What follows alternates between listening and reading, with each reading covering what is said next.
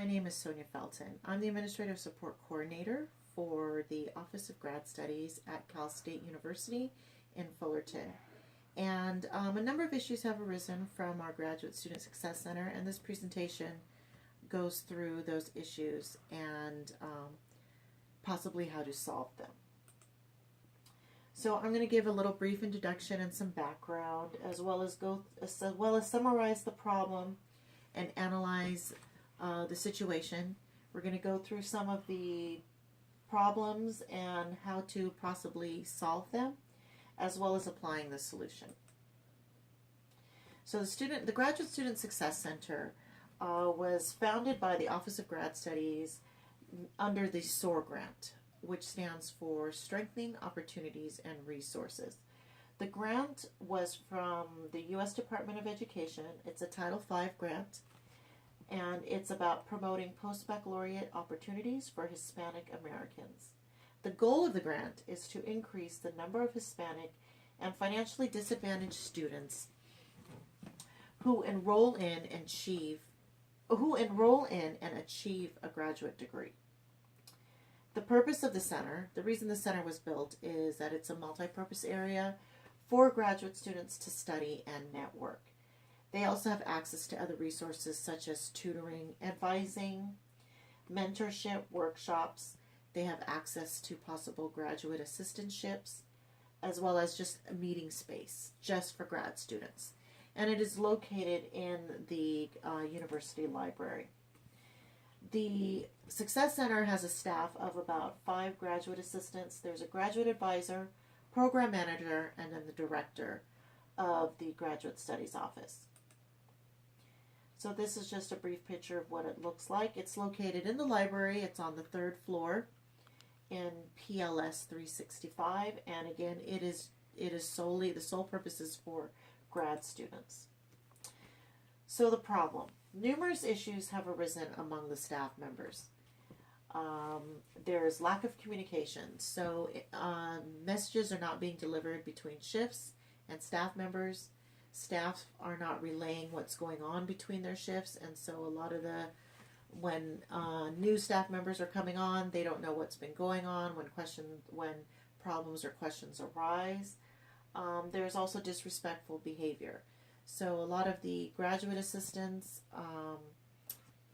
feel that one is doing more work than the other, and so there's somewhat of disrespectful tone in emails and in their communication. There's also a lack of accountability. The staff are not doing what they're supposed to be doing. Some staff go above and beyond. Other staff members do the bare minimum. But there is no sense of accountability. There is nobody who is following through and making sure that things are getting done. There are problems with favoritism. So there's different expectations for different staff members. And this kind of goes back, they all kind of tie in together with disrespectful behavior as well as the lack of accountability. So because certain staff members go above and beyond, they get a little bit more favoritism because they're doing such a superior job than others. So with that, because there's a lack of accountability, everybody believes it's not their fault. No one's taking ownership of the center, as well as trying to solve the problem. So everything stems from my analysis that there's just bad leadership. And the signs of the bad leadership is that there's fragmented efforts. There's a lot of competition wars between the managers. And because of that, there's communication gaps. There's also too much talk and no action. So the current manager says a lot and puts a lot of initiatives out on everyone's plate, but there's no action. There's not an action plan. So there's things that people want to get done, but there's no action plan as to how it's going to get done. So there's an efficient use of resources. Monies are allocated based on favoritism instead of actual business needs.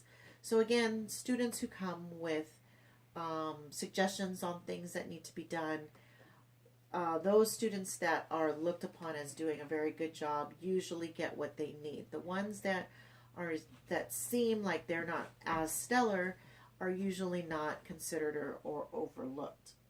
There's unequal workload distribution. So there's underutilization of certain GAs or graduate assistants, and there's overworked graduate assistants. So there's just an inconsistency in the workload.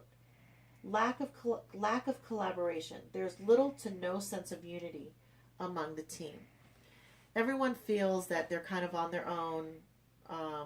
There's no cohesion. The emails that are very fragmented. So it also leads to low productivity and morale deterioration. So possible solutions to solving these problems and ending this chaos is to accept responsibility and fulfill the role as a leader. With this, you can establish the organizational culture. So you can control, or the leader can control or set the expectation on how the center should be run. It needs to be effective, and there needs to be the use of the right resources appropriately. There also needs to be transparent communication that needs to be open and honest, and a two-way dialogue. A lot of the GAs have very good suggestions, and so there needs to be a two-way dialogue between the leader and the GAs, so that they know, the leader knows what's going on, and the GAs feel like they're being heard. So this will also drive accountability. So the leader needs to take responsibility and become a problem solver, as opposed to kind of throwing up their hands and saying, this isn't my job, it's not my area, it's the GAs that are doing all the work. There also needs to be a clear strategic plan for action by the staff and data on performance in each area. So the leader, in taking responsibility, needs to set the expectation of what each GA should be doing, or what the shift should be, what should be done at each shift. And then that way the expectation is set, so all the GAs know what they need to accomplish and what they need to reach. So applying the solution to the situation, the leader and every team member need to engage with one another. So the leader needs to initially visualize the outcome and then act responsibly. The leader needs to confront the issues as soon as possible, and he or she needs to conduct coaching sessions, which need to be positive, active listening, and involved. So once the leader has set that tone, the graduate assistants won't be just kind of floundering on their own. They will have the leadership and direction that they need in order to do their job well. So like this quote says from Arnold Glasow, a good leader takes a little more than his share of the blame, a little less than his share of the credit. So a good leader will take the responsibility and take the blame when something is going wrong. And when things are going right, they will attribute that to their team. So part of addressing the issue with the Success Center is having these coaching sessions. This can be done in one of two ways, or both ways. So the coaching sessions need to be immediate and consistent. It must set precedents and reinforce performance expectations. There needs to create a culture that will allow for growth, development, and trust. And it needs to focus on problem solving rather than pointing fingers. And there needs to be team building activities. So the coaching sessions can be, like I said earlier, done in two ways.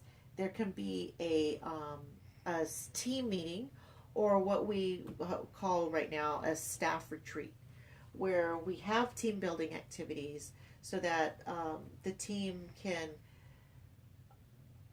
discuss their issues with one another in an open and honest way, in a productive way.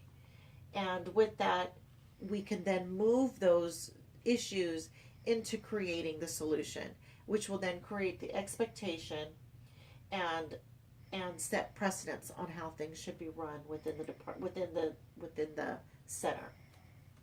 So the challenge of leadership is to be strong but not rude, be kind but not weak, be bold but not bully, be thoughtful but not lazy, be humble but not timid, be proud but not arrogant, have humor but without folly. This, to me, kind of sums up exactly what the leadership role is supposed to be in the Success Center. And if all of these things go well, the Success Center will be there and will run very successfully.